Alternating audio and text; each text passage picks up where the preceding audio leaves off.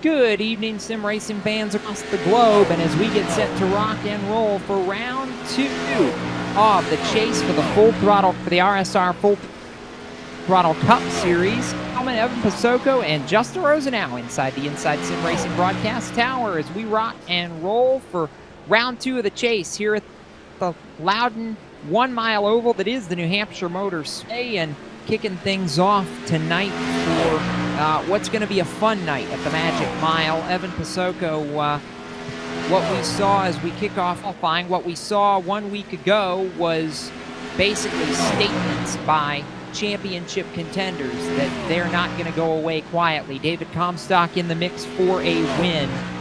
Probably could have gotten it if it wasn't for a last lap crash, but Mitch Rollo was unbelievable in that race. He became the first driver to ink his ticket to round number 2, the contender round, the round of 12, if you will. And right now, they've been looking good. Those two have been in the top 5 on the speed charts all afternoon and all evening long. So is there anybody that can beat them? Keep in mind, this race a year ago was when David Comstock burst onto the scene and won his very first RSR Full Throttle Cup Series race as a cold rookie.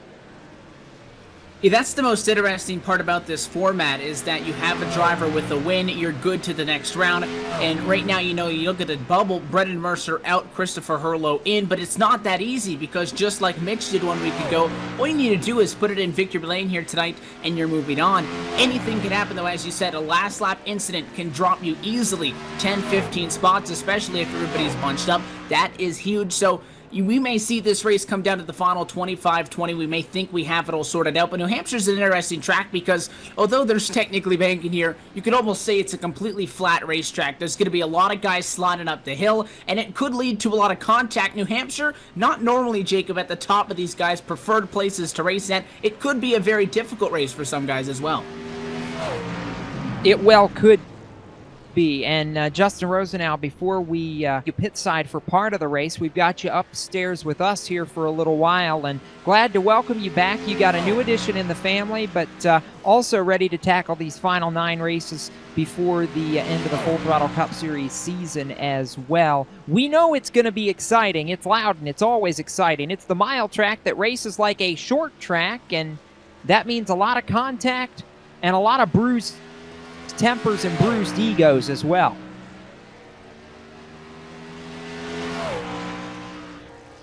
And I think perhaps a mic shoot on Justin. We'll get back early, but Evan, I'll pose the same thing to you. I mean, you talk about anything that races like a short track, you know there's going to be beating and banging. Yeah, short tracks by and far at least the best to watch, but again, the drivers may not have the most fun in them, but to an extent, it puts the racing back in a driver's hand to the point where you can kind of make a little bit of contact. Now, these cars are going to be very, very loose with the lack of lateral grip that these guys not going to be able to lean the right side of that race car on. So, although you can get a little bit physical and you can get involved in that action, may not be the smartest decision to do so, but it is typically the short tracks where things do get a little bit more physical, things do get a little bit more chaotic, Jacob. And even if you don't get into an incident on the racetrack, just the factor of maybe the number of cautions or everything happening at once, especially at a pressure situation with a win meaning so much on the line, the short tracks could present a big opportunity for the veterans to take over and stay calm under said pressure. However, as you mentioned, David Comstock got the job done as a rookie, so nothing guaranteed we could see a spoiler victory tonight. Our button pushers fixed Justin's microphone while you were talking, Evan, so I want to go back to him now and say that, this was the race a year ago where everything got turned on its head. David Comstock came in as a stone-cold rookie and won the race, and now we see him contending for a championship. This race often produces surprises, so we've got you up here with us for a little bit before we send you down to Patrol Pit Road as well. If there's anybody that's jump up and surprise us, who do you think is that next guy that could maybe use Loudon as a springboard to bigger things in this series?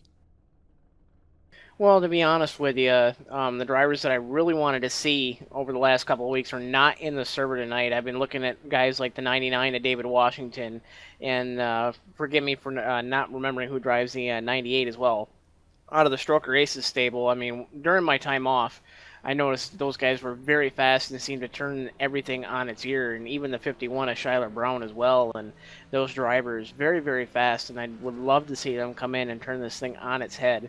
But really, it's pretty much been those three drivers as far as the runaway goes, because it's been the same old song and dance up front at the top of the boards week in and week out.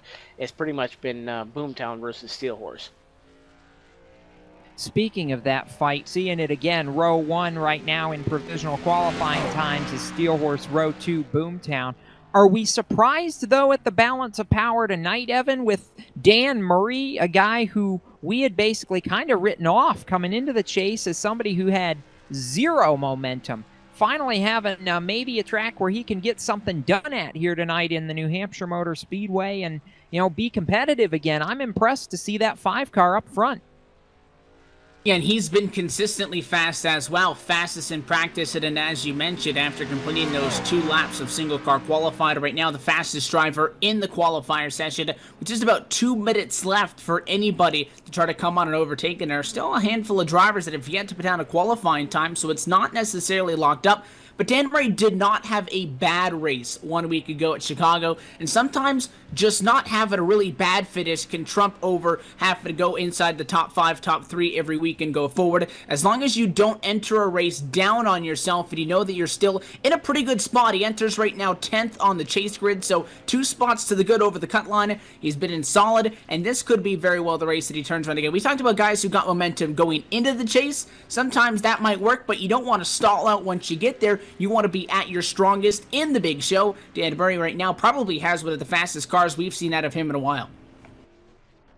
Yeah, and I do agree with that. He backed up his practice time within 6/1000ths of a second in qualifying, so extremely consistent. Chase storylines tonight. Evan, I'll give you one, and then Justin, I'll give you one as well. Evan, I think the biggest chase storyline, Brennan Mercer not going to be racing tonight. A knee injury actually keeping him out of the race earlier today. Said there's just no way the pedal's going to work tonight. This track very tough on braking, very tough on the accelerator. So as far as Mercer's chances at advancing to the round of 12, it would look like tonight may be the race that torpedoes that, just for the lack of him being in it. Yeah, he's having a very bad break, and that would force Brennan into a spot that if he does race next week, if he's physically able to, he would have to win to move on. Another driver that's having issues as well, Nick Silver, into tonight's race. This is a sim, and we always say that if we see a connection issue on a sim, Jacob, that's the R-Racing equivalency to a mechanical failure. Well, you can have hardware issues, and right now the driver of the 25, he's on a backup rig. We all know that drivers like to tweak their rig, have their entire gaming setup tweaked to their liking. You throw somebody into a race in the chase, they're outside of the cut line, and they're kind of in a little bit of uncharted territory, and they don't have all the advantages that they normally do. I'm excited to see what the 25 can do. Yeah, and I'll get to Justin in a moment. Right now, we're going to go trackside for tonight's opening ceremonies and the national anthem. Oh, say, can you see by the dawn's early light what so proudly we hailed at the twilight's last gleaming, whose broad stripes and bright stars through the perilous fight o'er the ramparts we watched were so gallantly streaming, and the rocket's red glare, the bombs bursting in air, gave proof through the night that our flag was still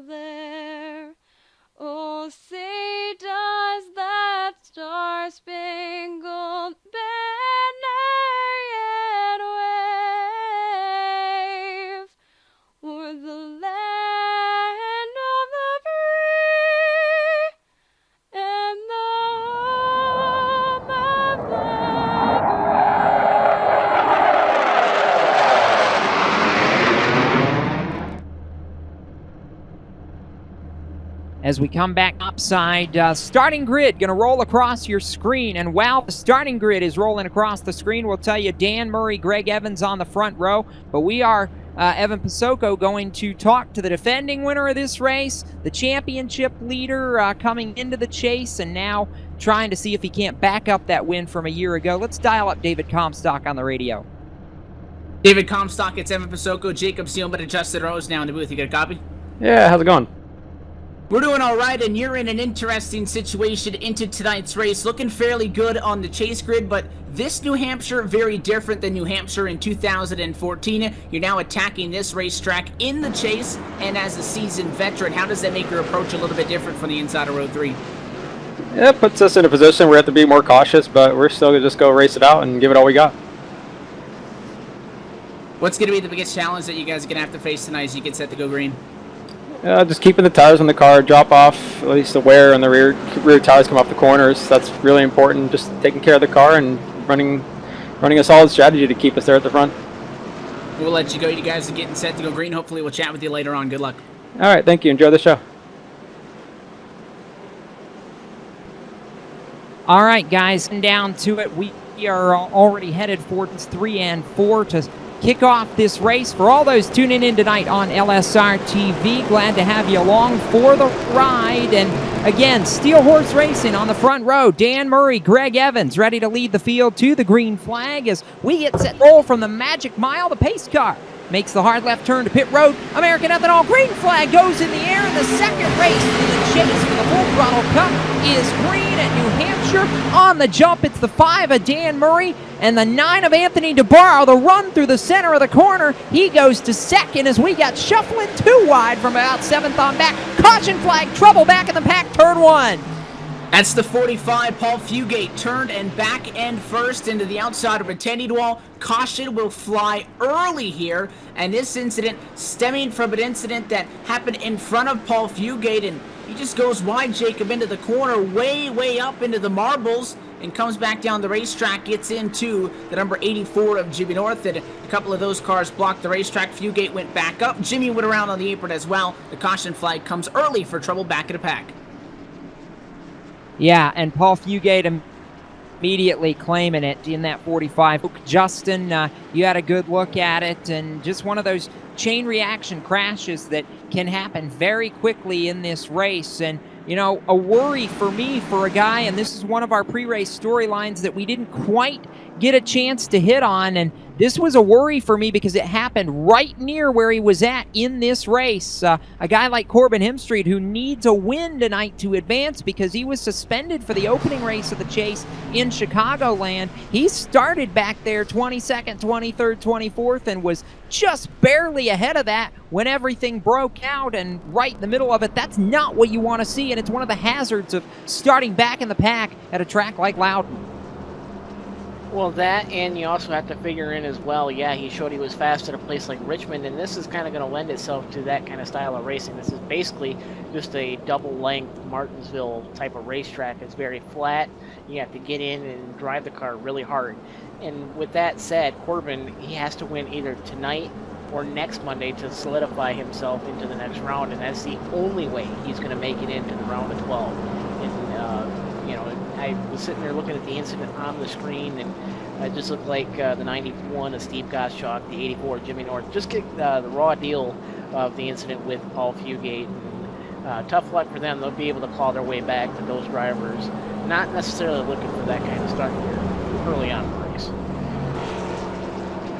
No, not the kind of start they were looking for at all. On the other hand, though, guys getting some good breaks out of the kickoff to that. And how about a guy who started on a provisional, Evan, up 10 spots in the first lap because he threaded the needle through that crash zone. The 49 of Jake Higgins, one of the rookies to this series. Nice run through the crash zone in turn 1. Picked up a bunch of spots on the grid. And I expect that car to continue to move forward because Fabien, one of the rookie drivers in here, was 19th in the practice session. So he had a very good starting position as well as far as what speed to base that car off of. Hopefully we see some good things out of that car as this race continues on. With that, though, Jacob, a couple of guys that went backwards. Really the only people with major problems, Jimmy North, Sean Casto. Casto actually slow right now, down the back straightaway as he either has some sort of an extenuating issue or is just waiting to get back down in the line. But up front, no major changes going on. One driver going to swap spots inside the top 10. Thomas J. George used the outside to get around Jeff Ward.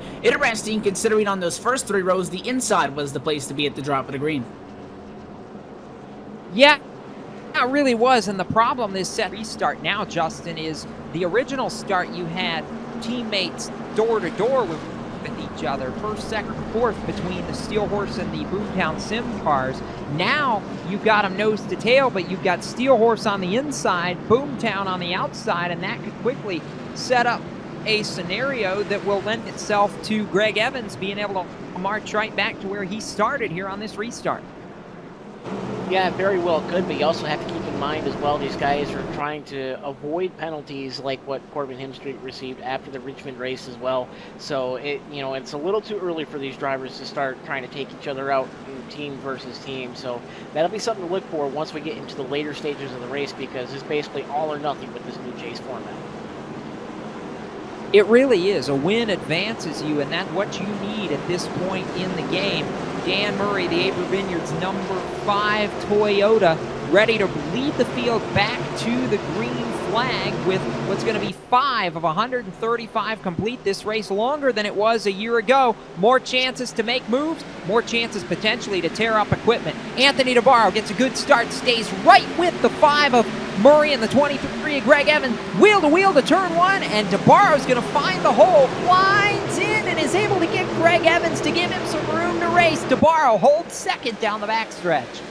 And that restart was key. Now he'll go for the crossover into the inside. Down to quarter 3. Does he think about throwing it in? Backs it off a little bit, though. Dan Murray going to give him the room all the way up about 2-3 lanes off the bottom. The 5 hooks up a little bit better through the center. All the way to the outside wall, though. Not quite clear. The 9 going to keep it nose once again for the race lead. This time to 1. He'll get to the door, and now DeBarro's got the preferred spot. Yeah, he does for the moment, but Evan and Justin in particular, the question that we've been asking, especially for a racetrack like Loudon, is how the dynamic track surfaces are going to affect this race tonight, because normally it's been a one-groove track, but you can rubber in the top tonight. You see Dan Murray working that top lane. Is DeBarro going to try to pick the lead off? He does here with 7 complete. But, the dynamic surfaces, I think, are going to play a big factor in this tonight. It certainly will, because you have guys using 2 different lanes on the racetrack, and traditionally you need to be on the bottom or near the bottom in 1 and 2, and up top, down in 3 and 4, and that's why you see the 5 of Dan Murray be able to run up top and be able to try to stick his nose around the outside of the 9 of Anthony DeBarro, who just took the lead solidly from Dan Murray, and now he's under attack from the 23 of Greg Evans. You just seen the replay, though, the number 14 of David Comstock, the current points leader right now going into this race. You've seen him get nasty sideways, and that's one of the effects of the new dynamic tracks, the new surface model, the new tire model that's also on these cars as well. And you're going to see drivers not quite get the grip in the early part of the race coming out of the corners until that rubber gets down on the racetrack. And once you start seeing these guys all running on a single line, you're going to start seeing these guys search for cooler areas on the racetrack and try to find a lot more forward bite for these cars coming out of the corner. Back in the pack, we were 3 wide, fighting just outside the top 20. Corbin Hemstreet trying to make the rubber down and make it work on the outside lane. Rolling around the defending series champ Eric Brundys, who has some damage to the front end of his number 94 Ford. We're going to keep an eye on that, Evan. I didn't catch maybe if it wasn't a stack up on the restart that cost Brundys when he run into the back of somebody, but some pretty decent damage to that White Castle Ford Fusion. We saw the 14 machine get sideways at a 2. Same thing happened back. In fact, Brundys was running inside your top 10, and when that 14 got sideways, the 2 of Rhett McBride in front of Eric Brundys got hard on the brakes. The 94 plowed into the back of him, and since that contact, he has dropped 16 positions, so it's obviously hindering the White Castle Ford Fusion. Right now, working lap number 11, Corbin Hemstreet's to roll a little bit of momentum, and I think we found the replay, Justin, of what happened to the 94 Brundys, so we're going to take a look at that here in just a moment. But you got to think this is not what he needed in his quest to defend the title. No, it is not. The new format, you know, and also you have to say it's early in the race, and, you know, you can't really make too many adjustments because this league is a fixed setup league, but you can find changes to your car by searching around on the racetrack. And if you're somebody like Garry who does have a little damage on your race car, just wait for that caution flag, get it fixed early, and that way you can go racing for the rest of the race. And that's really going to be a hallmark of a true champion, is if he can recover and be able to get right back up to where he was up in the top 10 at the start of the race, and see if he can really gain those positions back to put himself into further contention to get back into the round of 12. And on the track right now, the 89 of Jeff Ward under attack from the 13 Haviland ride, the classic Davey Allison colors on board that number 13 Ford Fusion. He was looking to the inside of Jeff Ward, and Ward put the power down on a Ford and opened up that gap to about 2 car lengths now as they get into 1 and 2. Yeah, Dwayne Vincent has been the man that's just been so consistent all season long, and you'll see him ride in this about 5th to 8th range most of the race until it's time to go.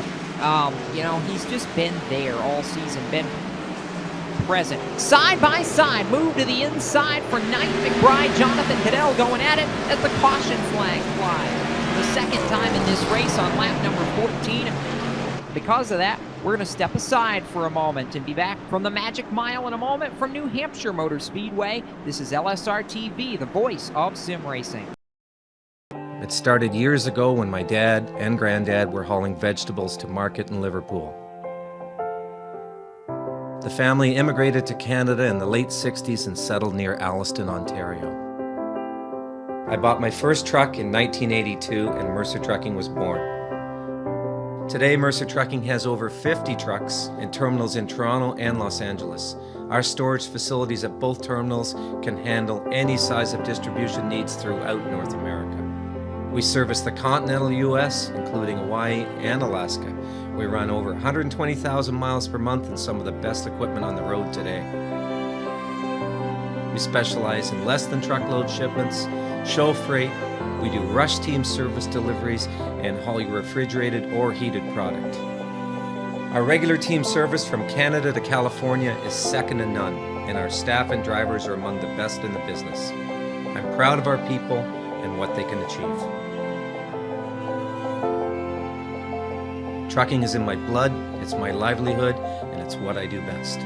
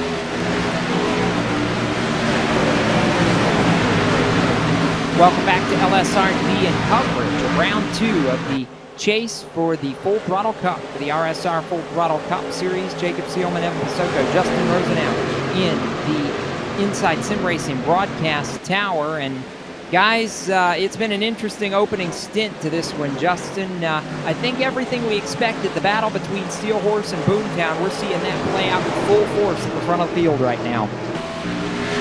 It sure is, and I gotta say, it's tough luck for Anthony DeBarro there on the restart because he got tapped by the 13 of Dwayne Vincent, who also come down to pit road, got set up the hill and into a couple other cars. There's going to be damage on that 9 machine, and he also got into the 11 of Jonathan Goodell as well. So Boomtown versus Steel Horse right now, not necessarily going to be the friendliest rivalry on the racetrack at the moment.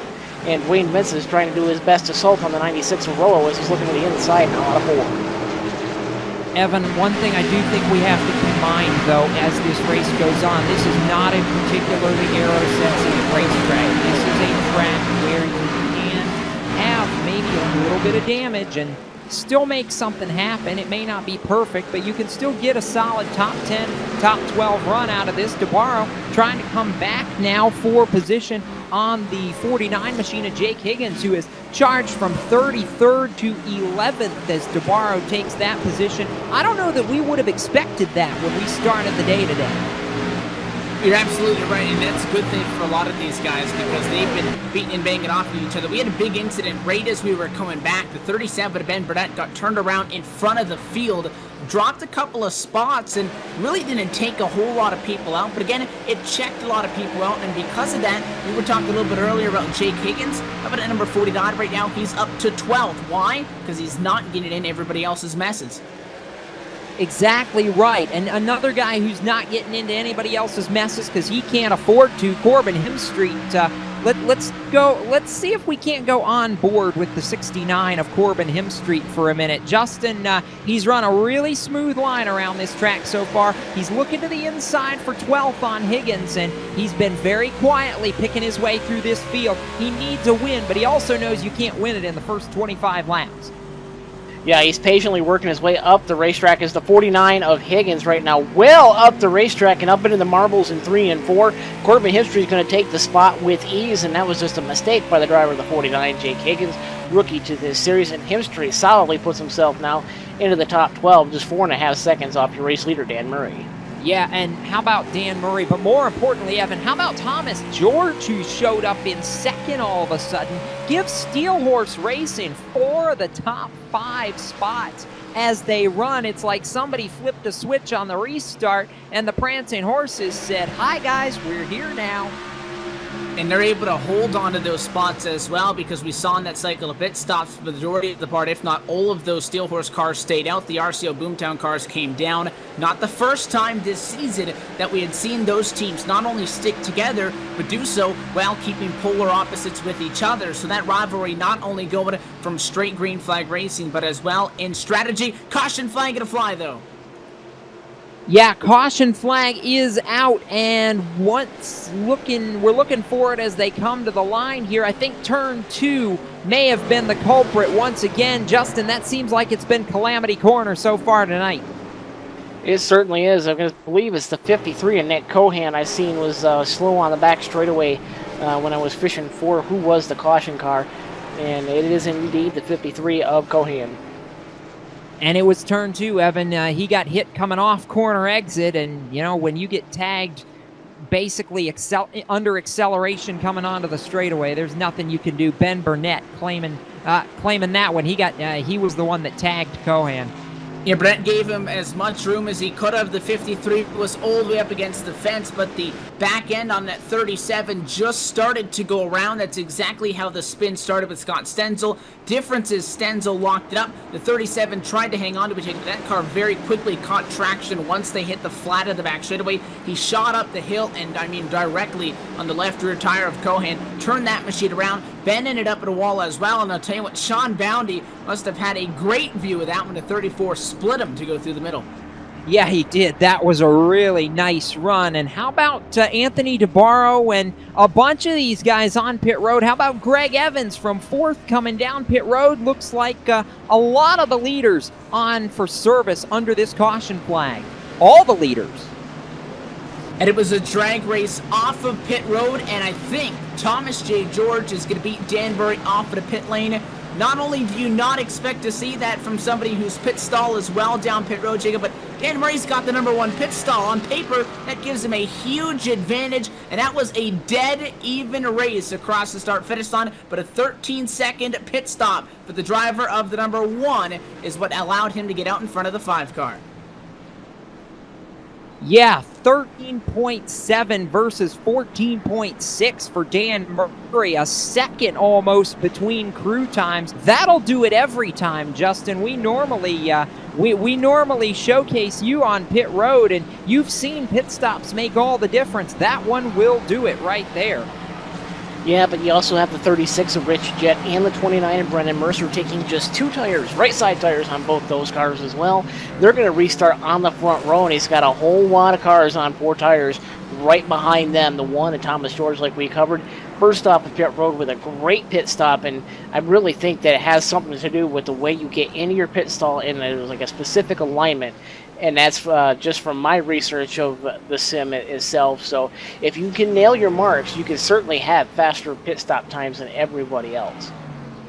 So we're going to reshuffle the deck, and what this is going to do is it's going to put the Boomtown cars well back in traffic for this restart. I'm trying to sort out exactly where Corbin Hemstreet is going to end up. He wants to be on the inside, and I think he will be about 13th or so as they cycle through here. And, you know, we were talking about this before the yellow, Evan, that Corbin's just been very quiet and very methodical, and now you see Jett and Mercer come to pit road, which is going to put Hemstreet 11th for the restart. He's really made a nice run up through the field. He's gotten about halfway there in just 30 laps.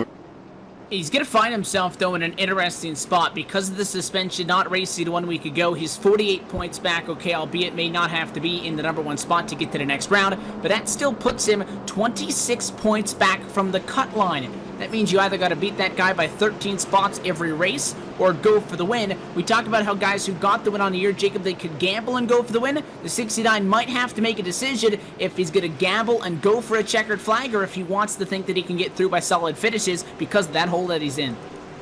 Well, he's really got nothing to lose. He's gotten cars to pass, though, as we come back to the restart here with 31 laps complete, and the field doubled up. American Ethanol green flag flies, and Thomas George is on the jump as we're back underway. He's got his teammate Dan Murray to the outside, and now a charging David Comstock down to turn number 1. The Monster Energy machine going to second. George out front. Murray fighting back on the top side. Justin off 2.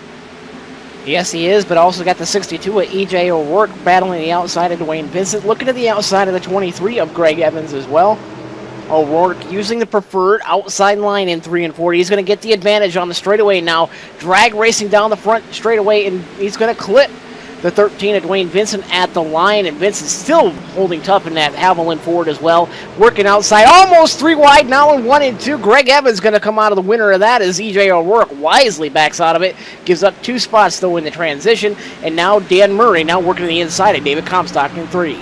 He pitched it back to the inside. Murray did to try and reclaim that second position. Murray back to P2, and he's got his teammate who couldn't follow him through for 3rd. Comstock holds that position. How about the loss of momentum for the 23 of Greg Evans? That's the gain for the 13 of Dwayne Vincent. They're wheel-to-wheel in 1 for the 4th position now as they run.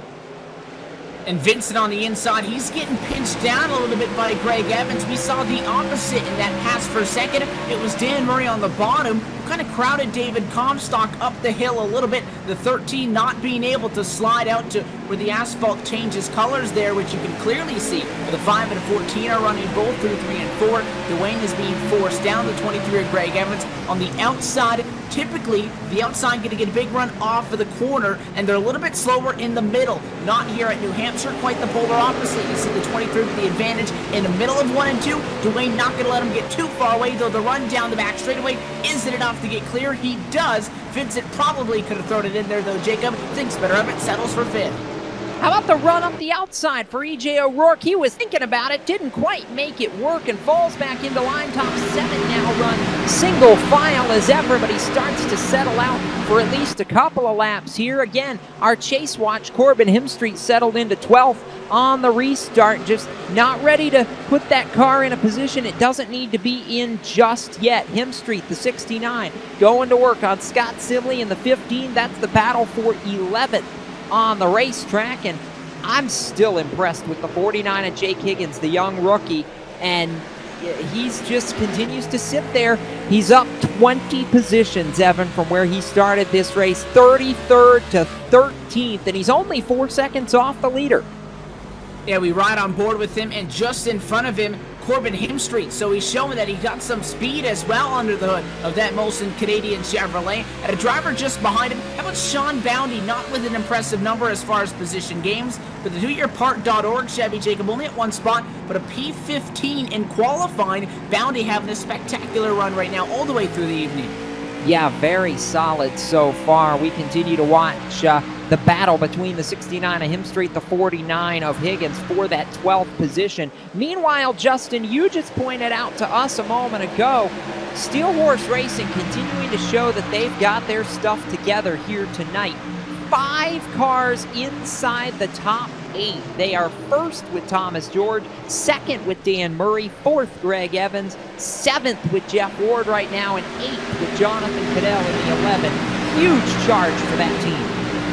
Yes, they are, and led by the one of Thomas George, who's been no stranger to necessarily calling his shot, especially in the Steel Horse versus Boomtown saga that's gone on over the last 6 to 8 weeks or so in the Full Throttle Cup Series, and George is just trying to run away with it. Dan Murray's doing his best to keep him honest. He's only about 0.6 of a second back, but you have to wonder, is George going to use up his tires early? Because Comstock said himself, you really have to take care of these cars and not really go all out like what usually has been done in the past, and tire wear is ever so important, and even more important than in previous builds.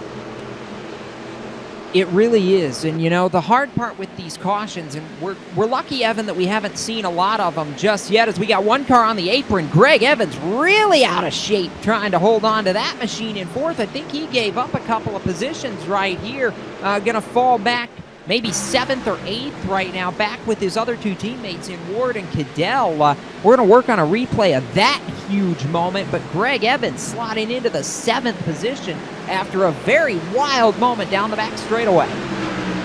Yeah, absolutely. He slid into 7th. He was all over the back bumper of the 14 of David Comstock in front of him as he was running in 4th, Jacob. And Comstock in a little bit of a fight of his own with Dan Murray at that point. Greg made up a lot of time into quarter number 1. Thought maybe he could get back the gas a little bit quicker as he saw the back bumper of the 14 become much closer. A little too much, got sideways, was able to catch it. Didn't panic and overcorrect. He backed out of the throttle, kept it going, drops 3 spots, but it's a lot better than being turned around or in the fence. Battle is on for 5th spot. E.J. O'Rourke, Jeff Ward going at it now. Ward wants a piece of that 62, Justin in 3. Ward took a look underneath the 62 of E.J. O'Rourke down in 1 and 2, and does the same now in 3 and 4. He had to let up and let lap traffic sort itself out before he could put the 62 of O'Rourke back under attack. And on the front straightaway now, gap is just 1 car length at the stripe. Jeff Ward now looking to the inside of E.J. O'Rourke once again now in 1 and 2. Kind of rides that middle of that first section of pavement there before you see the older stuff on the outside of the racetrack as well. And gap maintains itself at the moment. O'Rourke really trying to drive away from that Unical 76 Chevrolet of Ward down in 3 and 4. He's trying to, but he's really not been able to make that happen a whole lot right now. That gap's been about a car length for the last couple of laps, and it seems like that's kind of where it's stabilized. I've been watching the charge of Anthony DeBarro as well back through the field. Restarted in the 12th position. He's picked off 3 spots on the restart to go to 9th, and holding on to a solid position, a pretty wheel, as they say right now, and he's another one that is just trying to have a solid run here, and now going to the inside. Battle for 8th as he looks underneath Jonathan Cadell. I said he was going on the attack. He's trying to pick off another spot.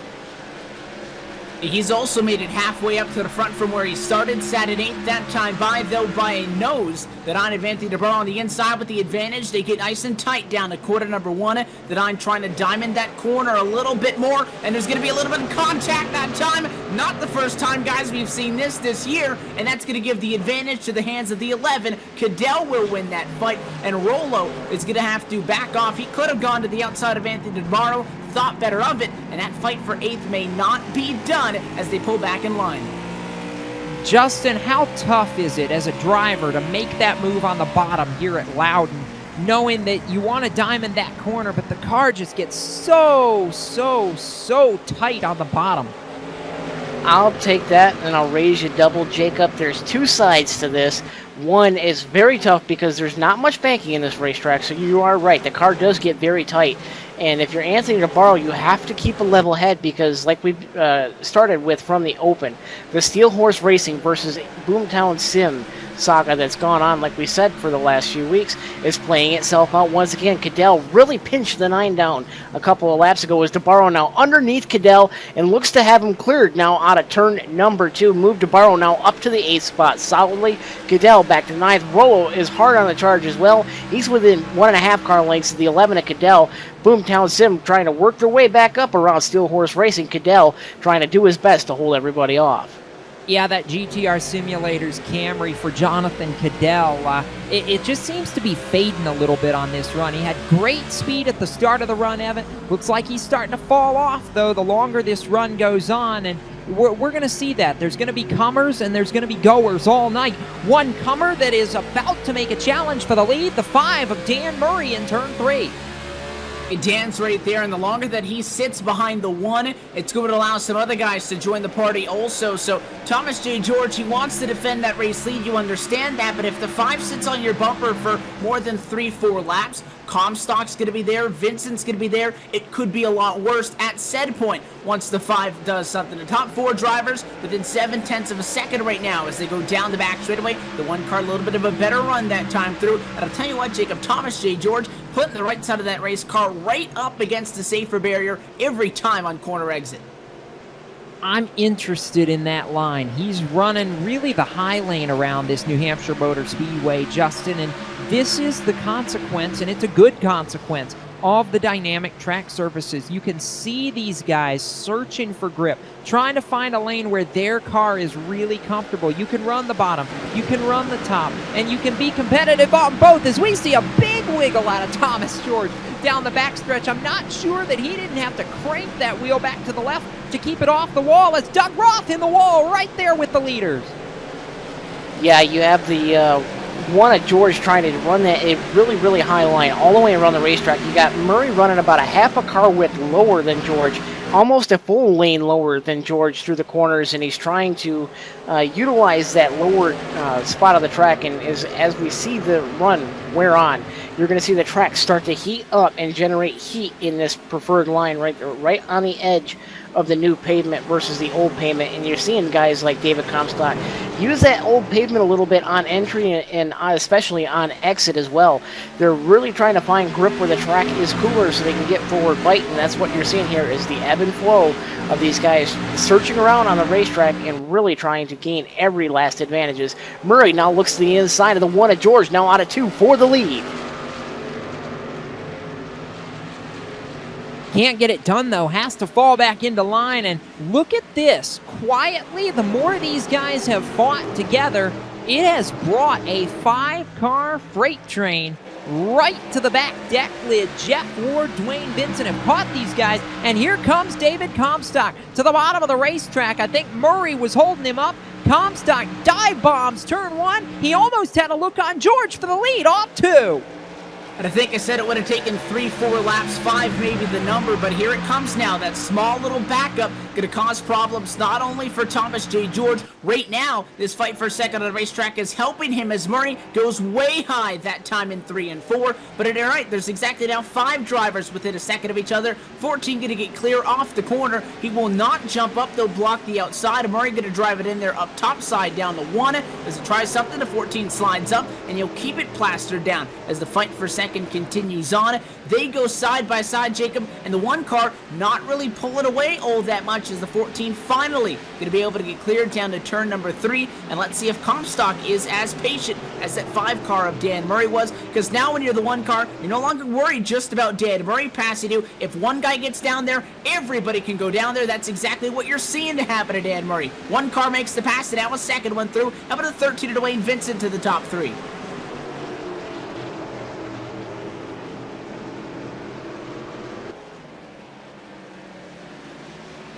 And with the 89 and Jeff Ward now looking at the inside of the 5 of Dan Murray, look for these guys to start doing a little bit of dirt tracking out here on this new surface. As the track heats up, these guys are going to slide a little bit more. We're going to see these cars get a little bit sideways on corner entry as well. And you got to see these guys dirt track and slide job each other on the racetrack as we have a battle for the lead. Comstock underneath the 1 of Thomas George. Comstock on the bottom, the 1 of George up top. Move David Comstock now solidly up to the lead. Really slide up in front of the 1 of George. George hanging tough though on the outside. He's going to claw his way back as Comstock now finally clears him. Gets in front of Thomas George for the lead. Dwayne Vincent hanging tough right there on the back deck lid of the Snap-on Chevrolet of George for a second. And the Haviland Ford certainly showing strength here later in the run. He's pushing George for everything he's worth now on the front straightaway. And a lot of that could have been as well that what a Thomas George. He's been riding about half a lane up on everybody else all night long. So we saw the 1 car look like he was throwing it into the outside, but I don't think he wanted to force the issue because right there, Dwayne Vincent is it right now? behind 56 laps up on the board as David Comstock to the point. We'll be back with more in a moment from Motor Speedway. This is LSRTV, the voice of sim racing.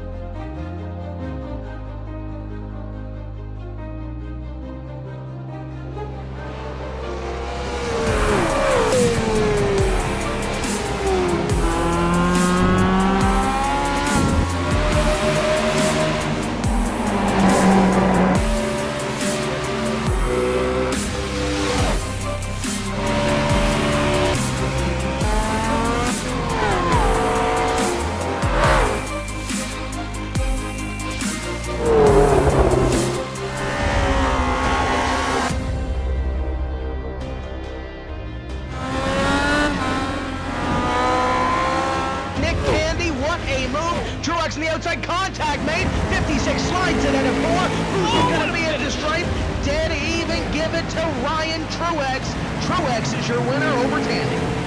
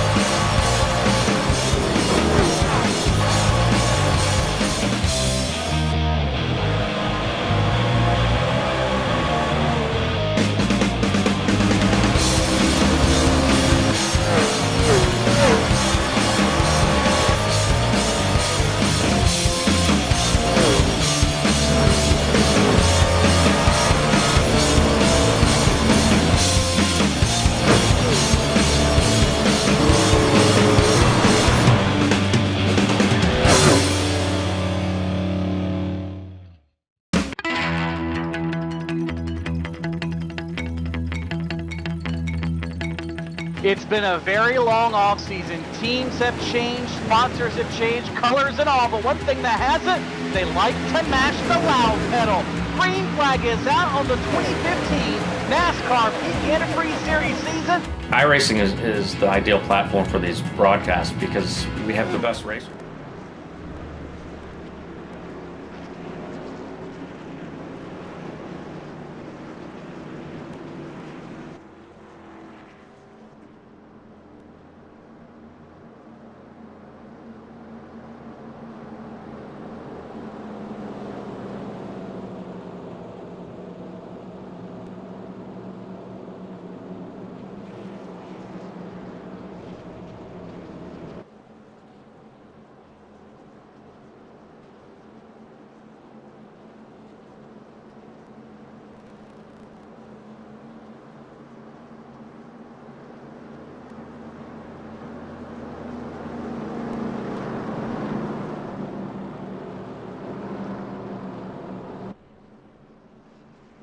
Welcome back to LSRTV, and the shuffle continues here tonight as we work now 61 of 135 laps. Brennan Mercer led lap number 60, but lightning quick pit work for Dwayne Vincent puts him out in front. Jacob Seelman, Evan Pasoko, Justin Rosenau in the Inside Sim Racing broadcast tower. And how about the Haviland Ford, Justin? I mean, could this be the night? Could this finally be the night for the 13 camp?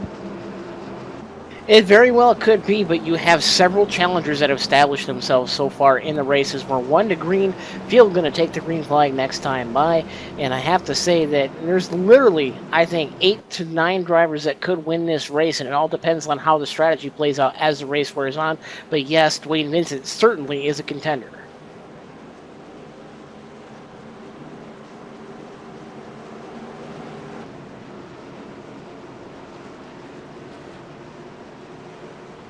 Pace car getting ready to head for pit road. Dwayne Vincent out in front. Comstock on the outside of the front row, and that's going to be the party that leads the field to this American Ethanol green flag restart. American-made, American-grown, powering NASCAR, and away is Vincent with the power down to turn number 1. Comstock slots in line, and the move is on. The race is on. Off turn number 2, and how about side-by-side for third between now teammates Thomas George, Greg Evans going at it. Check that. That's for 4th. And Jeff Ward wants to become a fight at the well. He goes to the outside before that 23. Even got clear on the outside of the racetrack spot. Going to go to Greg Evans at a 4. And because of that aggressive driving, Jeff Ward right there to pounce on it. Great run at a 4. The 1 car continues to slide backwards as he did at the end of the last run. Now falling to P6. Oh, more contact, guys. The 11 and the 9 together. Not the first time we've seen that tonight as well. No, it's not. It's really not. Oh, in the wall. 11 put the 9 in the fence there at a 2. And I will say it again, short track mentality, Justin. You had eyes on it in turn 2. Yes, I did. Jonathan Cadell has been very take no prisoners with the Boomtown cars tonight.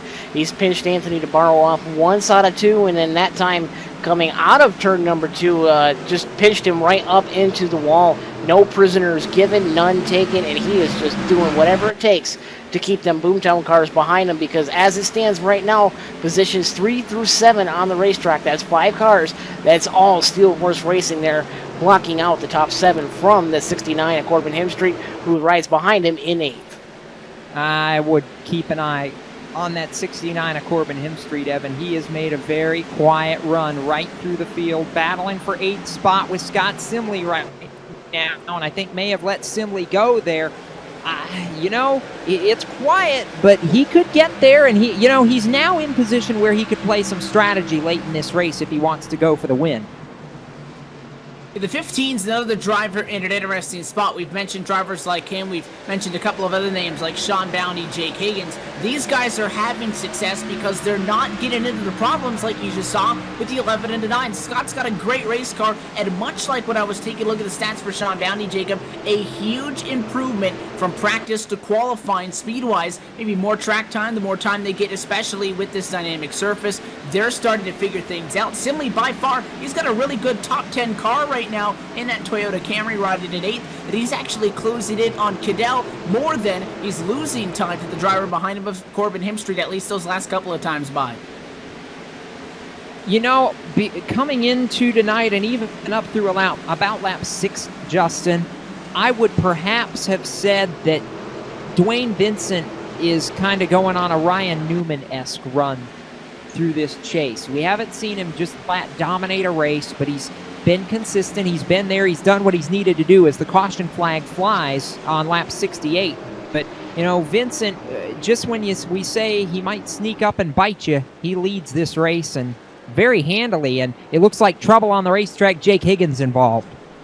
Higgins going to be the car on the inside, and he's going to turn around the 53 of Nicholas Cohan. Just a side-by-side fight going down the 1. The 49 enters much lower, and we've seen these guys not entirely a diamond of the corner. They go from low a little bit higher in, but they don't really duck back down out. The 49 goes in low, gets in a little bit too hot, and the car wasn't even just loose. I mean, it was sliding up the hill, and he just needed about 5 more feet to save it. He hung on to it, but again, he clipped that 53 of Nicholas Cohan. time, and that car went to the inside, overcorrected in the grass, spun around, ended up backwards on the inside down the back straightaway. Gonna trigger another caution flag. Go take a look at the replay right now. Meanwhile, pit road open. Dwayne Vincent stays out. Comstock thought about it, dives back away at the last second. Since we are now just past halfway, working lap number 70, let's take a look down our LSRTV mid-race report and look at the Ford performance full field rundown. And coincidentally, it's a Ford that leads the party here at Loudon. Dwayne Vincent, the Haviland Ford, out in front in the 13. David Comstock rides in second. Dan Murray, Greg Evans, Jeff Ward, Thomas George, 3rd through 6th, all from Steel Horse Racing. Scott Simley, 7th. E.J. O'Rourke up to 8th. Jonathan Cadell back to 9th. Corbin Himstreet making the march up to the top 10.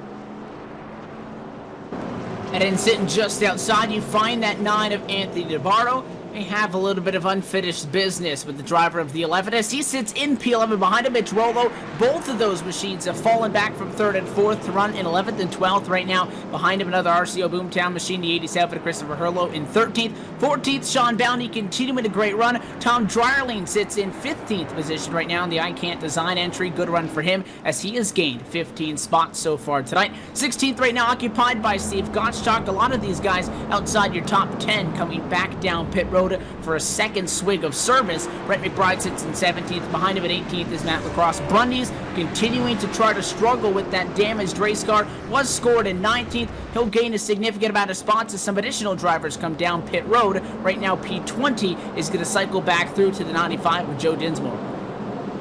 21st on back is going to be the 94 of Eric Brundy's, last year's champion. The 6 of Tom Dryling going to recycle around to the 22nd spot. 21 and Matt Lacrosse will be shown 23rd. Now move back to the 24th. Nick Cohan jumps up to the 22nd spot. This is all over the place, guys. 25th right now being shown the 43 of Doug Roth, the 25, and Nick Silver being shown 26th. 27th being shown to the 84 of Jimmy North, who is the first car any lap down, being 6 laps down at 27th. 8 laps down at 28th will be the 37 of Ben Burnett. Scott Stenzel in the 42 right behind him in 29. 30th being shown to the 45, the Lions entry of Paul Fugate. The 48 of Kevin Linden. He is done for the night. His car on the trailer, 16 laps down in 31st. 32nd going to the 52 of Sean Casto, and the 22 of Doug Weilet. 64 laps down. He's being shown shotgun down in 33rd. So with that being said, at lap number 72 of tonight's New Hampshire Motor Speedway event, that's a look at your Ford full field rundown, powered by the Blue Ovals Drive 1. All right, 72 laps in this field, doubling up for a restart, and it's going to be, I believe, our 4th restart of the night. And then Comstock on the front row. And the question we got to start asking ourselves here, a little bit of shuffling going on. It's made life a little bit interesting. Evan, as we get ready to bring this field back to the green flag, are you liking what you're seeing out of that 13 car tonight? Well, we see many a time this season, the 13 gets up front, but he can't finish it out. He may have the race car, though, to do it tonight. The debate part of that is it'll be the control car for this next restart. Pace car going to make the sharp left-hand turn down to the safety of pit road. Waits on the 13. Green flag flies, and back and away we go. Great start for your race leader. The 5 looked like he was going to be able to challenge for second. Trouble into 3rd gear, though, means the 14 sticks in second.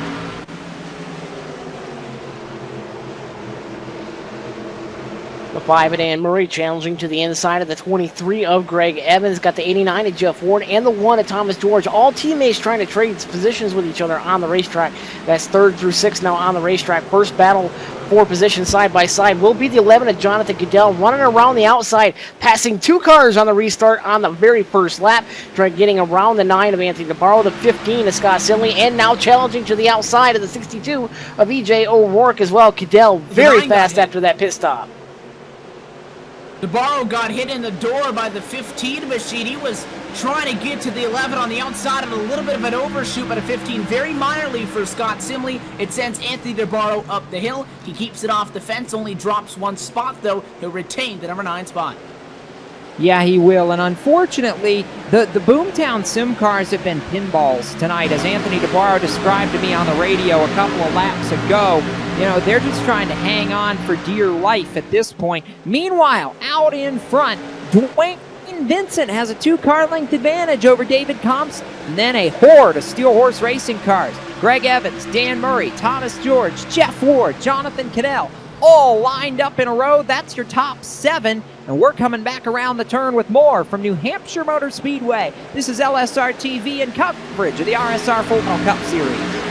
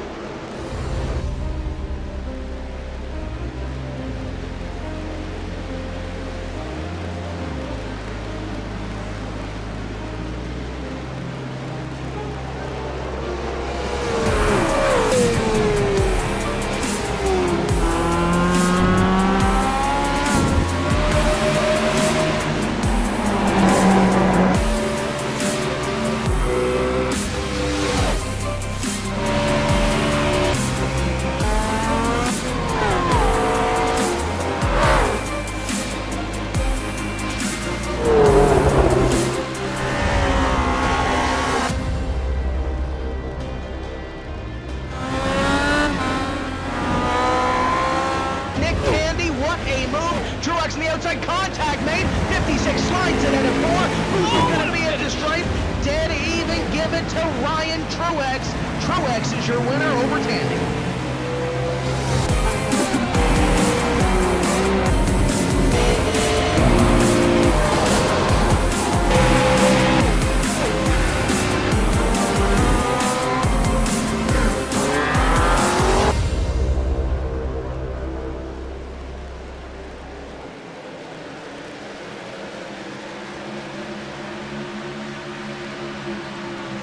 Welcome back to LSRTV as we work now 83 of 135 laps in the New Hampshire second race of the chase for the RSR Full Throttle Cup Series. Jacob Seelman, Justin Rosenau, Evan Pasoko in the Inside Sim Racing Broadcast Tower. Taking a look at that chase grid after race one. As we know, Mitch Rollo won the event and propelled himself up the standings. He's the only driver confirmed around 2, but boy, than the way they're running right now, Dwayne Vincent, the regular season points leader for 21 out of 23 races, he might just have something to say about it tonight. This is a statement race, in my opinion. Yeah, and he's had, again, many opportunities to do this year, but he has had such consistent finishes, but has not had the race wins. He has not been able to finish them out, and it is still a long way to go. As this time by the start-finish line, 51 laps will remain. So although he's far from home, he's got a fast race car, he's got a clean race car, he's in clean air. I wouldn't bank, though, on him going all the way here without having to deal with a couple more restarts, because we are seeing things start to get a little bit interesting back in the pack. And I'll tell you what, Jonathan Cadell right now runs in 6th. Anthony DeBarro runs in 7th. We've seen a couple of contact into those drivers, not only tonight, but especially tonight a few times. Yeah, Justin, if that 9 never gets to the back bump of the 11, you don't think there would possibly be any vestige of payback, do you? As the saying goes, elephants' memories are long, but racers' memories are longer. And I gotta say, it's going to be a flashpoint, especially if Cadell really forces the issue, as we're on board Anthony DeBarro looking ahead towards the 11 of Jonathan Cadell, who is now looking to the inside of his teammate, the 89 of Jeff Ward, and Cadell doing everything he can to put every little inch of gap between himself and the 9 of Anthony DeBarro. I'm sure if you're Cadell, you want no piece of what Anthony DeBarro could be dishing out to you. Oh, no, you really don't. And Cadell, I think, is trying to run and hide at this point. DeBarro couldn't quite get to Jeff Ward, so he'll stay right now in that 7th position. But I think he smells blood in the water. We'll keep an eye on that battle. Another driver who smells blood in the water. Hang on to it. E.J. O'Rourke sideways off turn 2. Holds on to it. That's up in the 9th position. What I was gonna say that I was watching before that all broke loose was that we got a battle for the lead. David Comstock smelling blood in the water. He wants 2 wins in a row at Loudon, New Hampshire in the chase, and he's going after Dwayne Vincent for that top spot.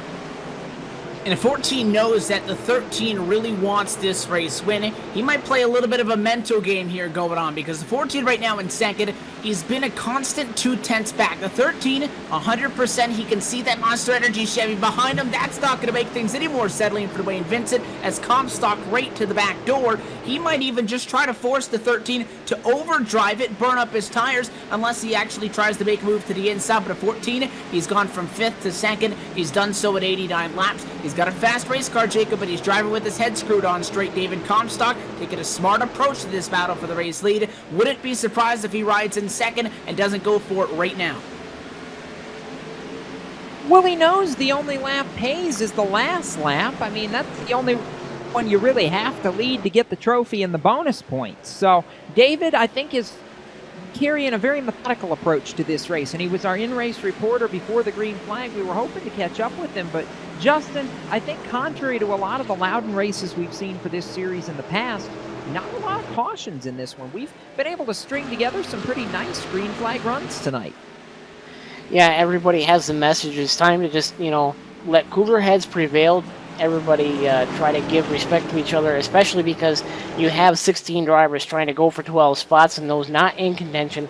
Like the 45 of Paul Fugate, you just seen him pull down to the bottom and allow your leaders go by. I mean, that's just respect being shown on the racetrack, and really the only flashpoint we've really seen so far tonight with drivers getting into each other has been just Ben the Steel Horse versus Boomtown Sim guys, and other than that, everybody else trying to keep level heads, and everybody's still trying to get used to new tire Model 6 and the new dynamic track model. And I have to, it's really anybody's guess as to how this race is going to play out, because you see the 13 of Dwayne Vincent opening up a little bit more of a gap now, 2 car lengths now at the start finish line. He's trying to open up a little bit of a gap over the 14 of David Comstock. These 2 drivers trading quicker laps with each other, and they're still trying to drive away from the rest of the field, and that's what they've done. Gap is about 1 second from your leader Dwayne Vincent back to the 5 of Ann Murray, and 2 seconds now to the back of the Snap-on Chevrolet, the 1 of Thomas J. George. Yeah, but I'm not ready to count Murray out of this just yet. He may be cooling his tires. I mean, we've still got 43 laps to go when they come to the stripe. I'm not ready to make this a 2-man race just yet, though I will say at the rate we're going, these 2 are certainly going to get ready to put on quite a show. And now, all of a sudden, Justin, look at the gap that Vincent put on Comstock just through that last set of corners. I mean, Comstock's falling back quickly into the clutches of Dan Murray. Maybe a problem on that 14. Very well could be on the board that Monster Energy Chevrolet. You have to wonder if Comstock is also playing the same strategy as the 5 of Dan Murray, because Dan Murray just took about a full 10th out of your leader Dwayne Vincent.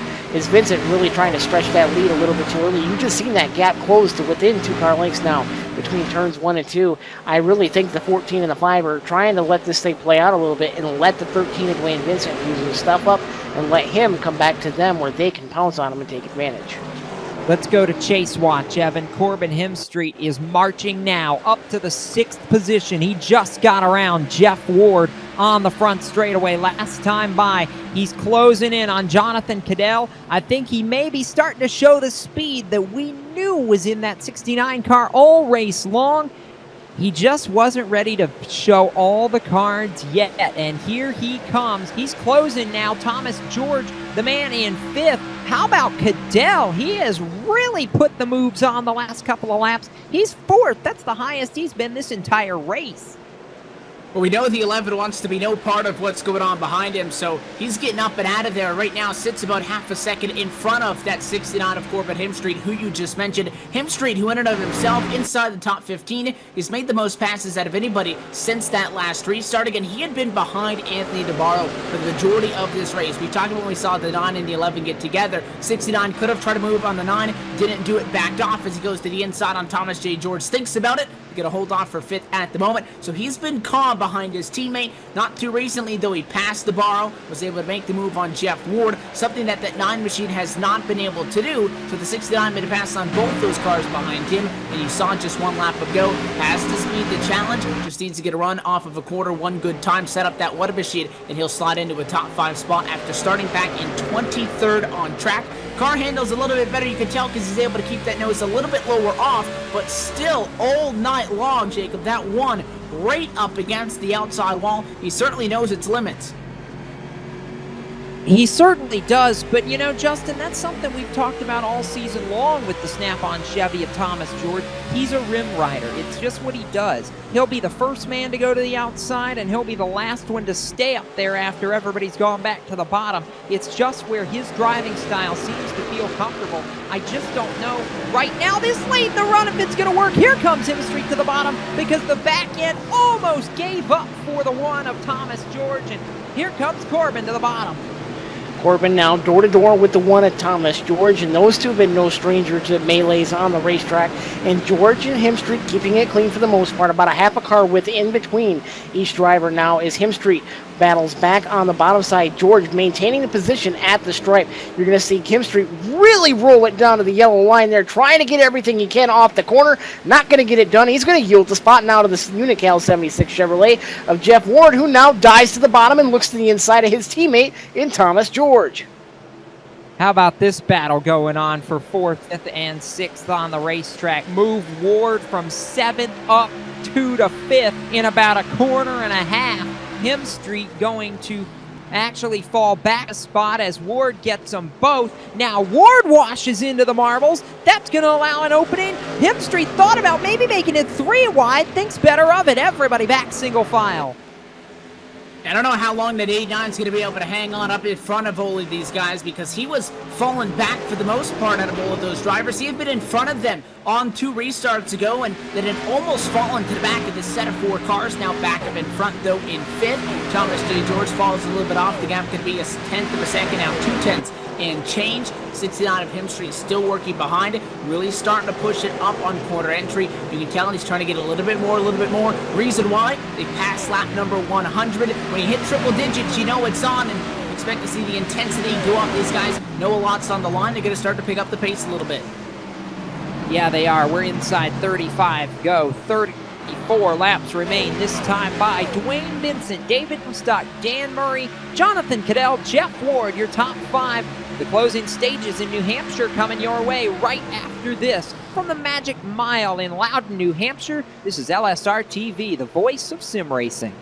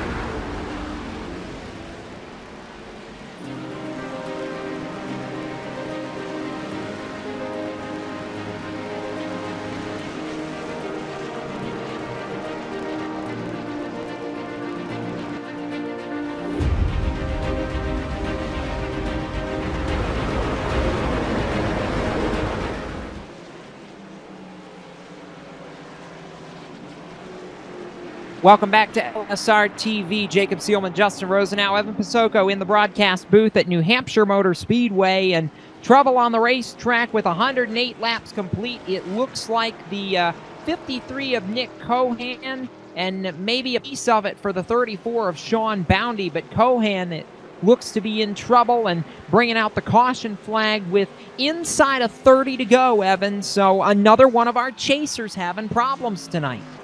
And Cohan's just really struggled, and I think a lot of this is getting late in the race. He's in 16th spot. He's just trying to do too much with the race car that can't do it. You'll see the replay right now. Sideways at a 2, he overcorrects, spins it up the hill, and then spinning, trying to avoid him was Sean Boundy. Boundy somehow keeps it off the fence, but he gets minorly tagged by Brendan Mercer. That's going to be on the list of things to happen on pit stops. There's repairs. Meanwhile, your race leader's down. Dwayne Vincent leads him in. However, he's way back in pit stall 11. Can he lead him out? Yeah, that's going to be the question. We're going to watch the pit work. I mean, Vincent's crew has been lightning fast all night long. He's already down and away, and he will win the race off pit road ahead of David Comstock again. You know, we talk about the money stop, Justin, and that is exactly what that team needed to get out in front of this field and get it done.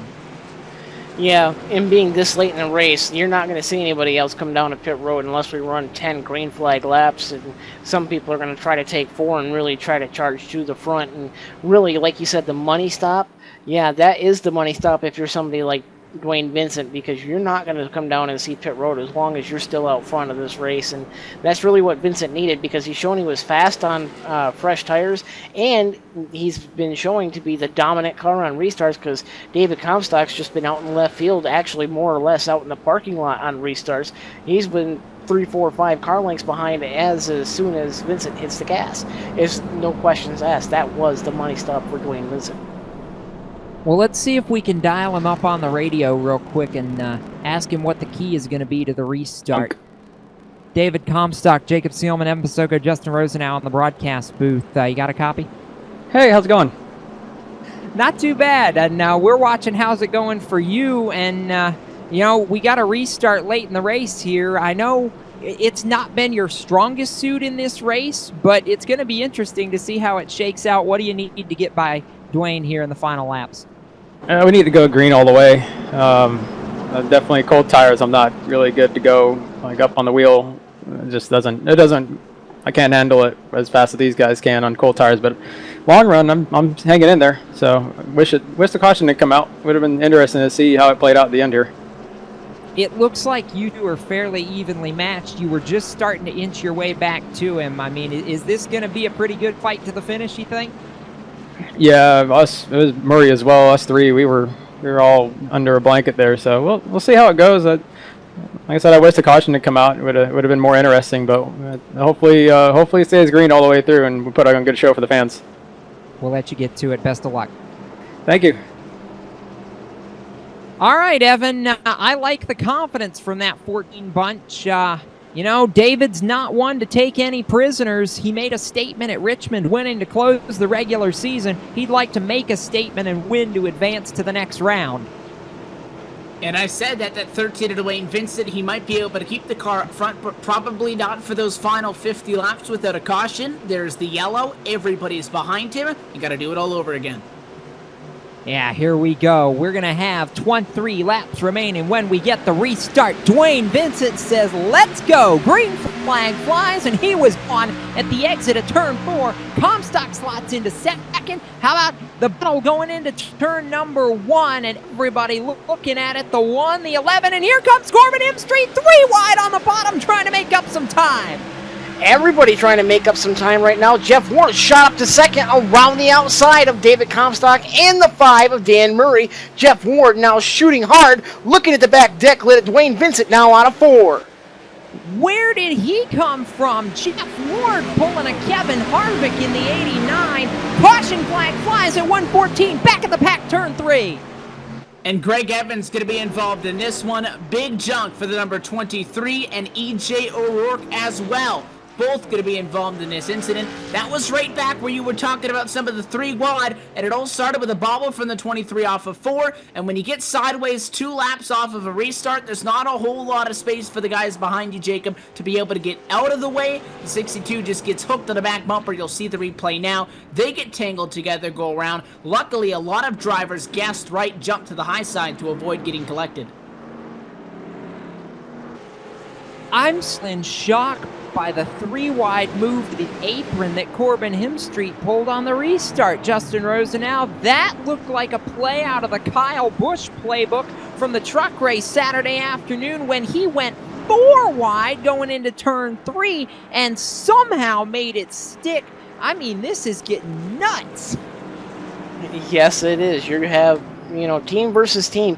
We've talked about it all night long. You've had David Comstock and Dwayne Vincent kind of stealing the show away from the Steel Horse crowd and the Boomtown Sim crowd, but now that we're into the late stages of the race, here those 2 teams come. They're battling with each other, and Corbin Hemstreet just goes a little bit of dirt tracking around the bottom there, trying to do what he can to get himself in front of the 11 of Jonathan Cadell, and did his best to try to get around the 1 of George when the caution flag flew.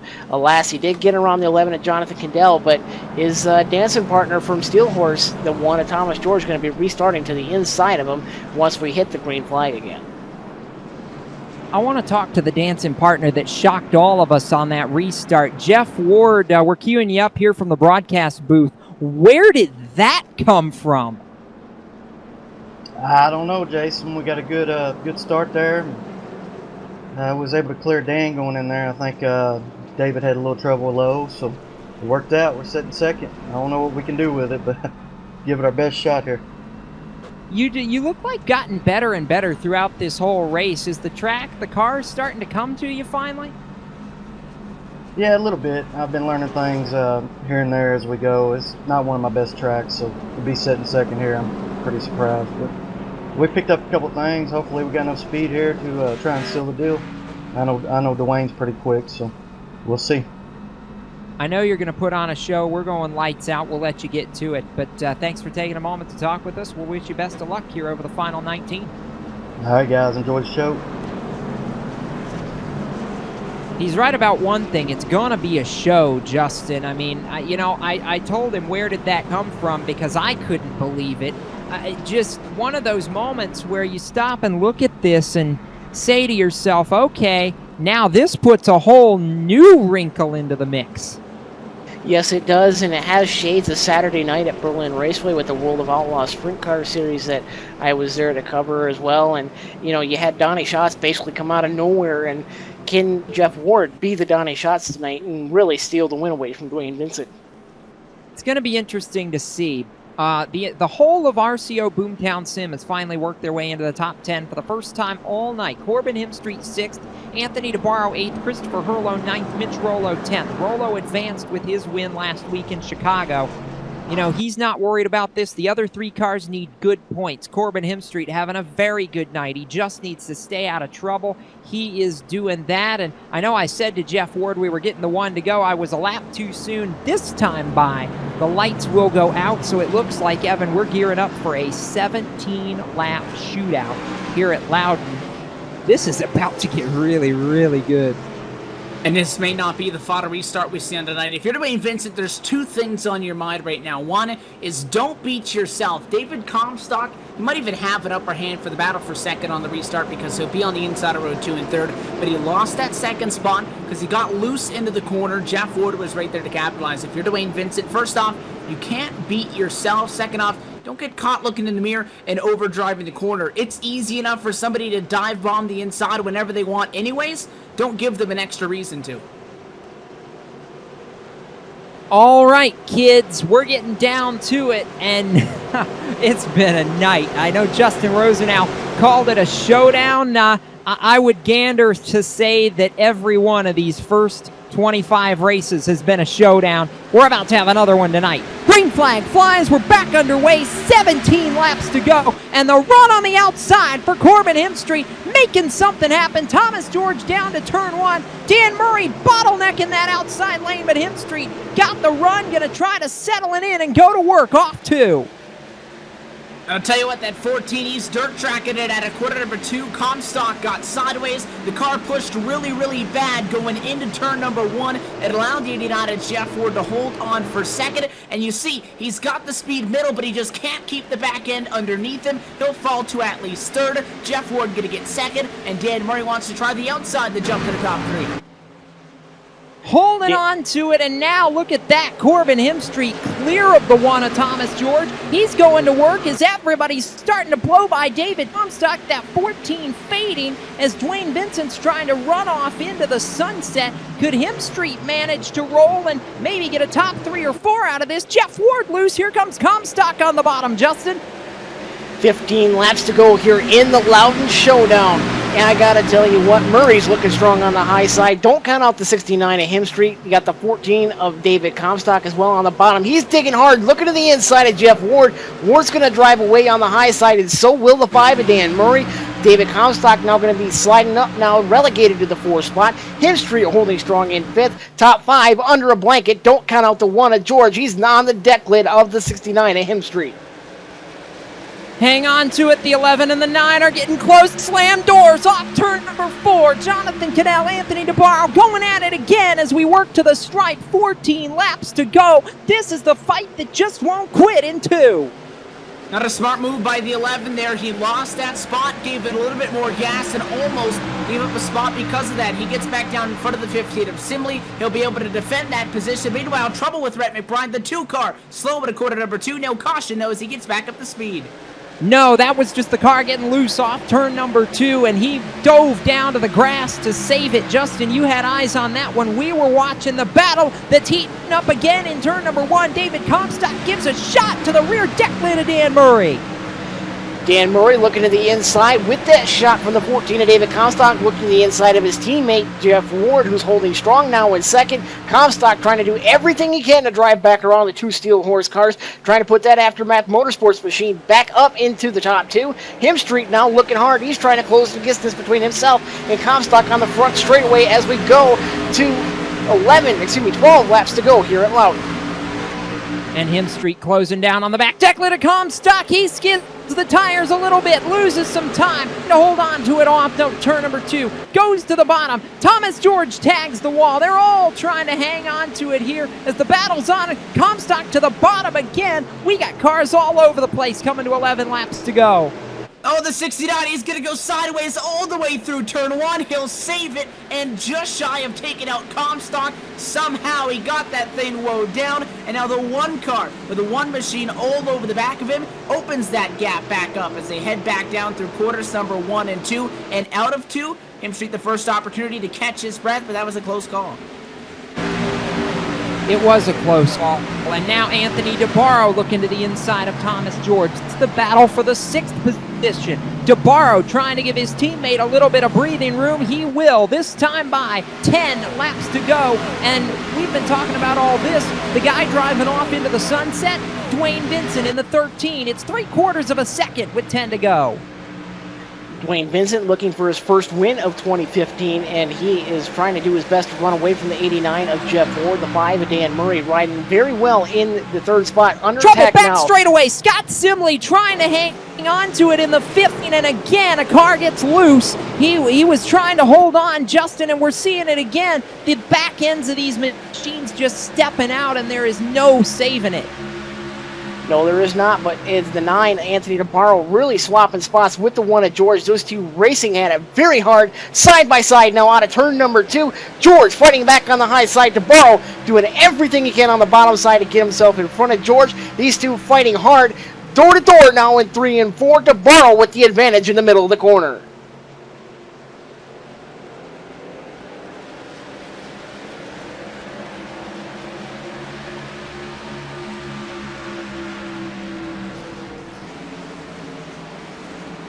And that 1 machine up on the outside of the racetrack right now, not going to be able to keep it nose that time down through 1 and 2. Give the spot to Anthony DeBarro. Get it around both the 11 of Cadell and the 1 of George since the drop of the green flag. Trying to get back up to his teammate Corbin Hemstreet, who rides in final spot inside of the top 5. The gap up front, though, begins to get smaller. That time by, gonna close things down to about 7 laps to go, and the gap goes down from 7/10 to just 3. Jeff Ward is not done yet. He challenges again in 1 and 2. The Fairdale, Kentucky driver trying to work his way up to the back deck. Lid of the 13 of Dwayne Vincent, and Ward closes the gap once again. The gap, 3.5 car lengths now on the back straightaways. We're coming around next time by. 6 laps to go at Loudon. Yeah, 6 to go, and Jeff Ward in that Unical 76 Chevrolet. It's a battle of the marks, and it's a battle of the veterans. Ward versus Vincent, Ford versus Chevy in the final laps here at the Loudon 1 mile oval. It's a third of a second even as they work through 1 and 2. Ward using that middle groove. Vincent glued to the bottom. They're off turn 2. He's making up ground. I just don't know if he's got enough time. Again, catching that guy's one thing, but you got to set up a pass. You could always go for the dive bomb, but with the back end of these race cars not being any sort of cooperativeness all night long, probably not the smartest move to give it a little bit of extra oomph into the corner. Down by just 5 laps to go.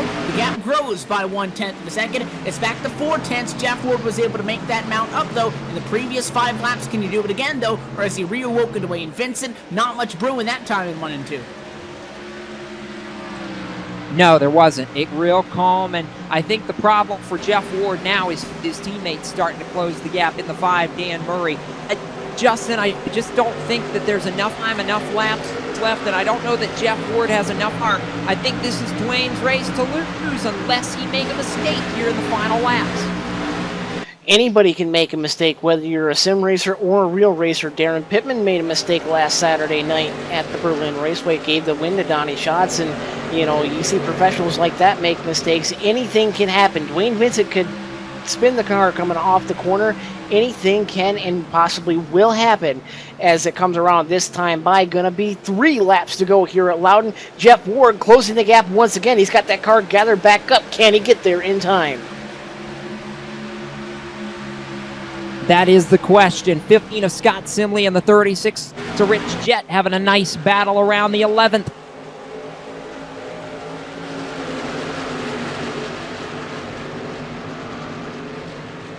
Going to be coming this time by to just 2 laps to go, and it is still Dwayne Vincent. The gap shrinks a little bit more that last time by. 2 circuits to go. They get Close the white in flag. on the finish of this race. 2 laps to go here at Loudon. The gap right now, 4/10 of a second, opening up once again. Dwayne Vincent, Jeff Ward, they're trading laps on the back straightaway. Out of turn number 2, the gap gets larger once again. Jeff Ward gets really loose, collects the car back up, going down into turn number 3. White flag next time by. Dwayne Vincent just needs 1 more circuit. He'll find his first victory of the year in the RSR Full Throttle Cup Series. This is a win that's been a long time coming. He's mile from home, as that's the flag he wanted to see, the white flag, meaning we are done from here no matter what. Off to turns 1 and 2 for the final time. Driver that led the regular season points up until the finale, the regular season at Richmond. This is going to be a welcomed sight, no questions, because Dwayne Vincent is advancing to the contender round. The last turn charge not going to be enough for Jeff Ward. Dwayne Vincent off turn 4. The drought is over. Vincent wins at Loudon. In a dominant performance, he took the lead at lap 61 and never looked back. Ward second, Dan Murray, David Comstock, and Corbin Hemstreet finishes 5th after all of that. How about the run, though? The 13 is winless no longer. And talk about peaking. Is this going to spark something out of Dwayne Vincent? We have said that in these rounds, you could probably get to the top 12, maybe get to the top 8, Jacob, with the finishes that he's put together all season long. But eventually, he's going to need wins if he wants to be a serious contender in this championship. And this is a huge step in the right direction as he gets set to burn him down. He'll get set to burn him down, and we'll talk with him when we come back. Dwayne Vincent, a winner at Loudon. You're watching LSRTV coverage of the RSR Full Throttle Cup Series. We are the voice of sim racing.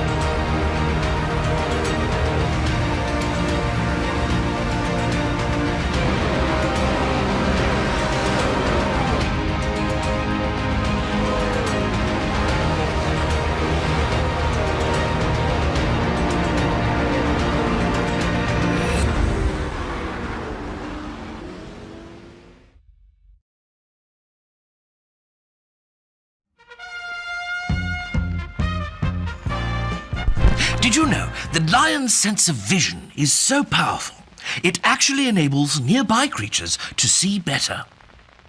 Here we see lions assisting the offspring of others, while their parents are elsewhere in the wild. Brilliant, isn't it? Making the wild kingdom look much better indeed. Do good, be a lion.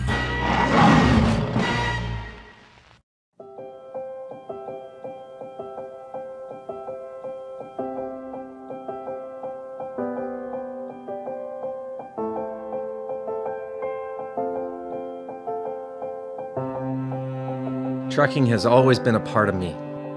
It started years ago when my dad and granddad were hauling vegetables to market in Liverpool. The family immigrated to Canada in the late 60s and settled near Alliston, Ontario. I bought my first truck in 1982 and Mercer Trucking was born. Today, Mercer Trucking has over 50 trucks in terminals in Toronto and Los Angeles. Our storage facilities at both terminals can handle any size of distribution needs throughout North America. We service the continental U.S., including Hawaii and Alaska. We run over 120,000 miles per month and some of the best equipment on the road today. We specialize in less than truckload shipments, show freight, we do rush team service deliveries, and haul your refrigerated or heated product. Our regular team service from Canada to California is second to none, and our staff and drivers are among the best in the business. I'm proud of our people and what they can achieve. Trucking is in my blood, it's my livelihood, and it's what I do best.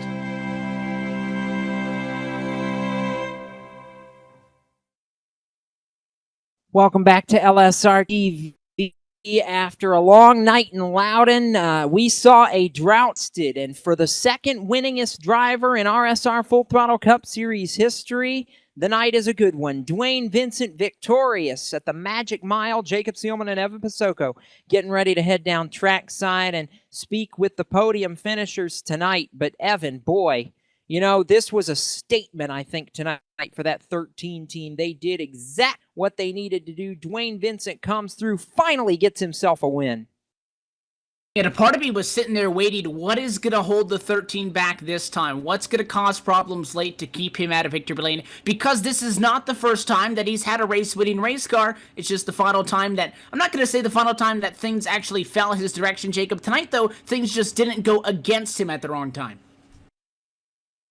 Yeah, they did, and I've worked my way trackside. A guy who started on the pole, led early, and unfortunately for Dan Murray, things just did work against him a little bit in those final laps. Dan, you know, you had a really solid car. It just looked like it started fading on you there in a little bit in that final run. What was the difference on a couple of those final restarts that kept you from being able to get up there and take some of the fight to Dwayne again in that second half of the race?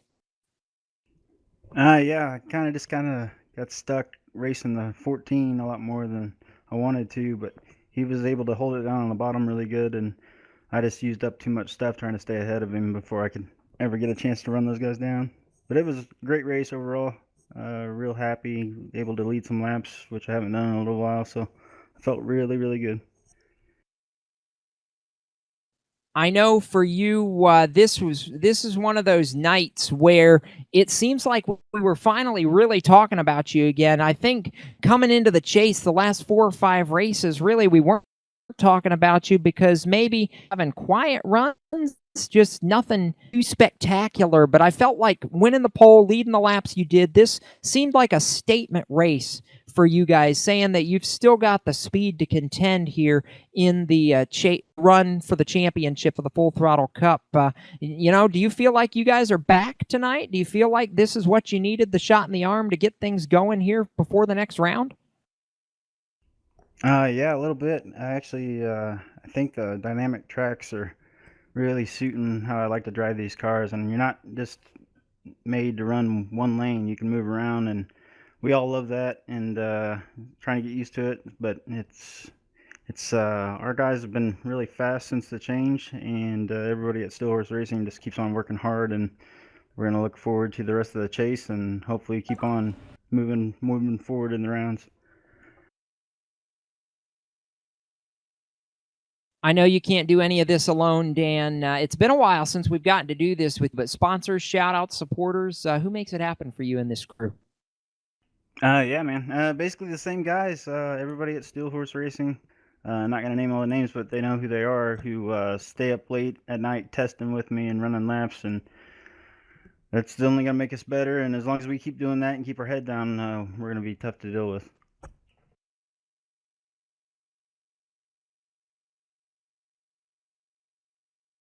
All right, Dan. I know it's a very solid finish for you and kind of keeps you back in the picture going to the round of 12 here after next Monday night at Dover. Congratulations. Glad to see you back on the podium, and we'll see you in a week. All right. Thanks, guys.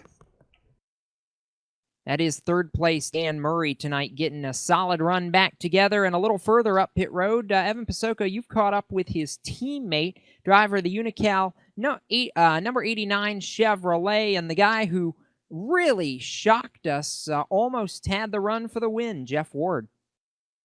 He was able to close in the gap late. Jeff stalled out, though, at about 0.3 of a second. That's going to be the final gap across the start-finish on. A good run for you guys, though. It's going to be your second top 10 in as many two races here for the chase, and your first top 5 as well. Big points night rockets you up to tied for third with Anthony DeBarro, 24 points above the cut line going into the final race in this opening round of the chase. But talk us through this race. A lot of guys struggling with the handling on their race car, especially at a 2, especially in those presser situations that you found yourself in late. On the back rubber of the 13, a couple of restarts and it just couldn't close it through.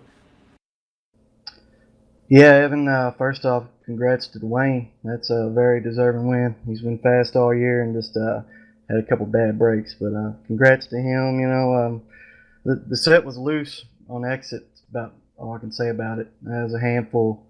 You know, we started to close the gap a little on Dwayne. I wasn't sure if he was saving or actually he told me he was a little bit, but yeah, we just ate the right rear up trying to get to him, and it kind of hurt us battling with David there on the restart, having to protect our position there.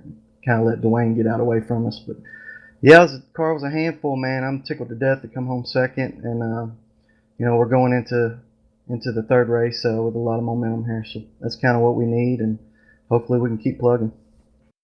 You were able to get to him top side or bottom, because we saw a lot going on tonight. Turns 1 and 2 are being navigated differently than 3 and 4. Some drivers take it a higher line everywhere than some other guys did. For a lot of the time, we saw the inside typically the place to be into a corner, or the outside with a big runoff tonight, but that wasn't necessarily the sentimental thing tonight. The outside was working for some, the inside was working for many as well. You had to start for the inside of row number 5. You finished in second position, so how'd you get around those 7 cars?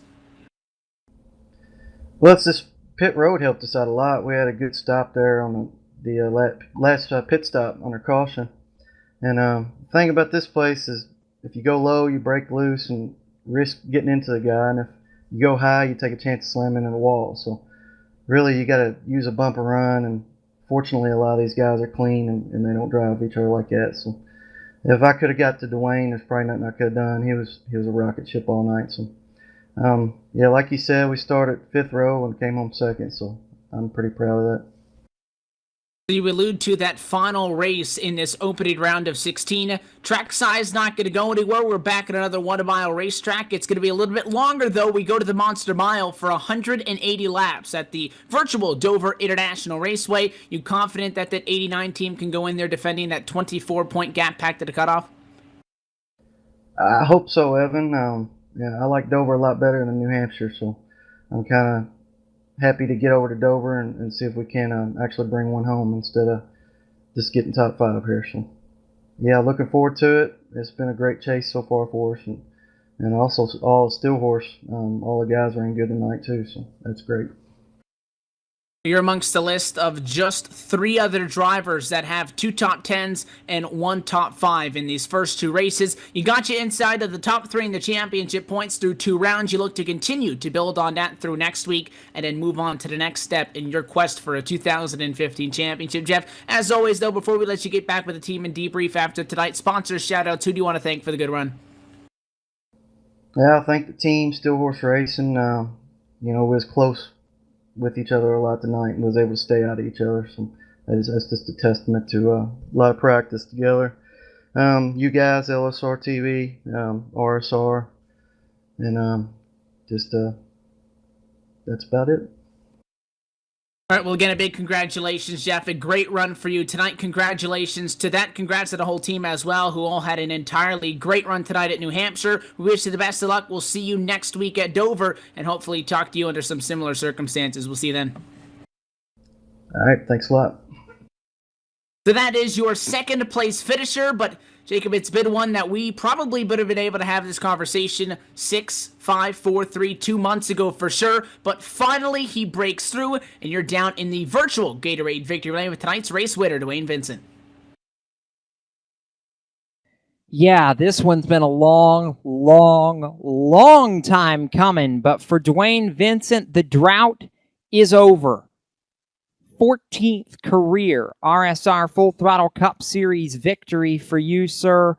And it is a run that I think was just nothing short of stellar in the final laps. The second half of this race, you never trailed, took the lead at lap 61, never gave it back. It was a lightning quick pit stop that got you the lead, but it was one heck of a drive that kept it over Comstock, Ward, all those hounds behind you in the final laps. I mean, how tough was it fighting on a couple of those restarts? Because they were coming for you.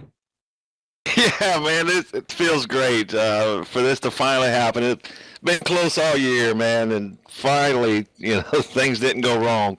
I thought after the couple of late cautions, I was like, oh, God, here we go. Because, like you said, the hounds were behind me, man. And I got a warning on one restart, said I didn't let the pace car get all the way off of pit road. I didn't know that was a rule. I thought as soon as he turned left, we can go. But as soon as he was off of pit road, man, I just nailed it and take off. And hopefully we can get a little bit of space between myself and second and third place, and hopefully they would start racing a little bit. But this feels great. It finally happened. Couldn't have come at a better time. I was going to say that's exactly right. You ink your ticket, punch your ticket to the second round, the round of 12 that starts at Charlotte in a couple of weeks. I mean, I know you're not just going to give Dover a free pass because you come to win every time you're in the server and on the racetrack, but does it at least take some of the pressure off knowing that, you guys finally put a race together, nothing went wrong, and you've at least got 1 week to breathe a little bit and just maybe have a little more fun with it? That's exactly how I feel right now, because I'm not a big fan of Dover. So I'm going to put a lot of tension on Charlotte, I can tell you that. But, yeah, I will show up for Dover, that's for sure. But I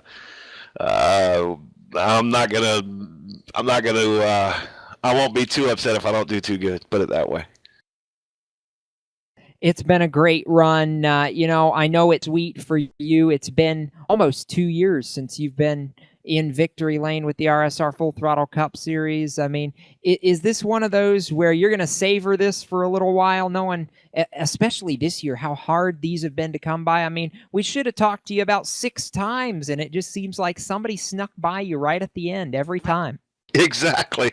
Yeah, I'm going to cherish this one for a while. It is so hard to win in this league now.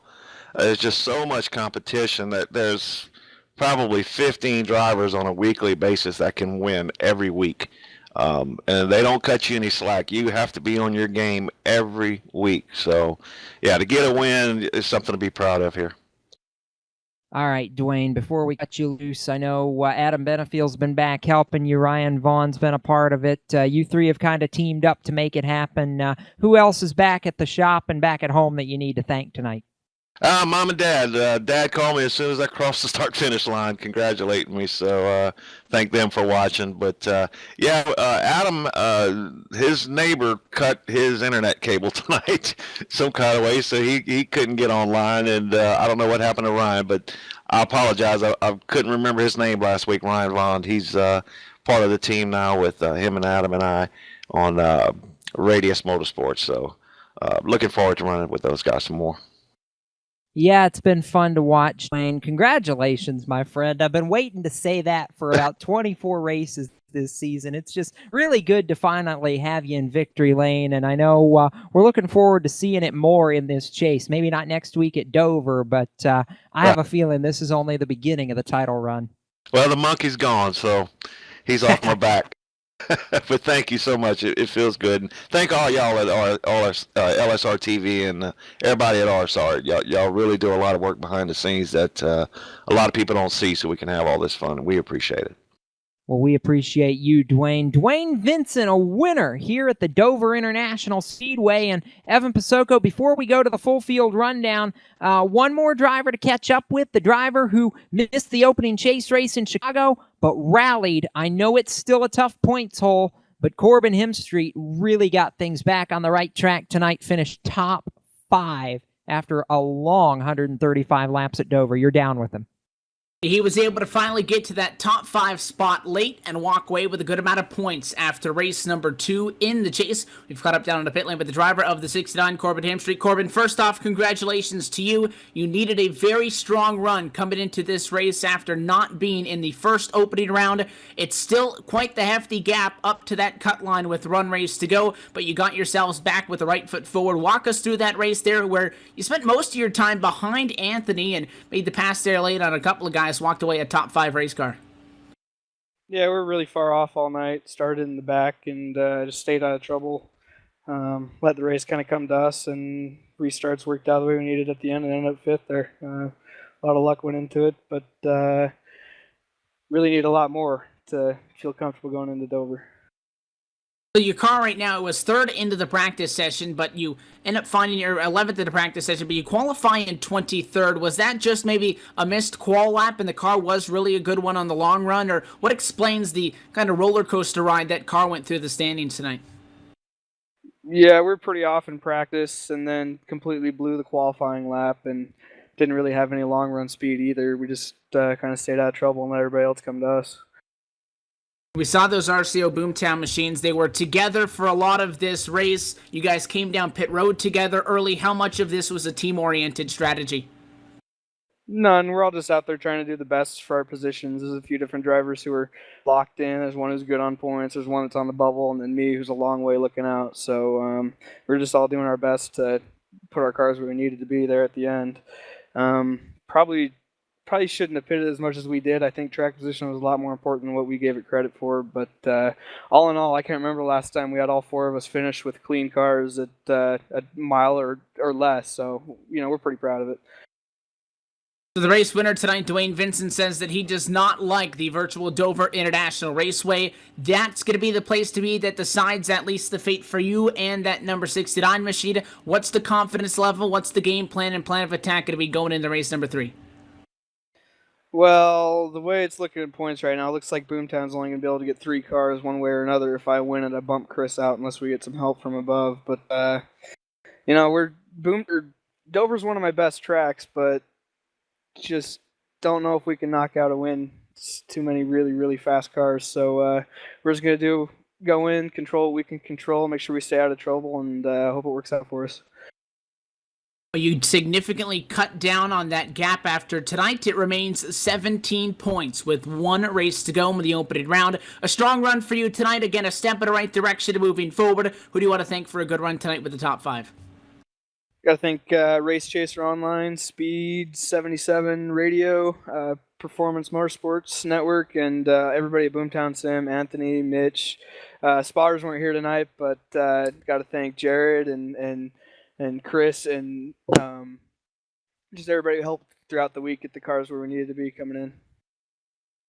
Well, thanks for sticking around and chatting again. Congrats to you on the top 5. We wish you the best of luck. We'll see you at Dover. Thanks, Evan. Jacob, that is your top 5 finisher tonight into 69, Corbin Hemstreet. The gap does shrink from 26 points out to 17. However, he knows that he still has much work ahead of him with 1 to go. Yeah, he does. Let's take a look at the full field rundown here to close the show tonight. Dwayne Vincent, the 13, your winner, finally gets it done after 25 races.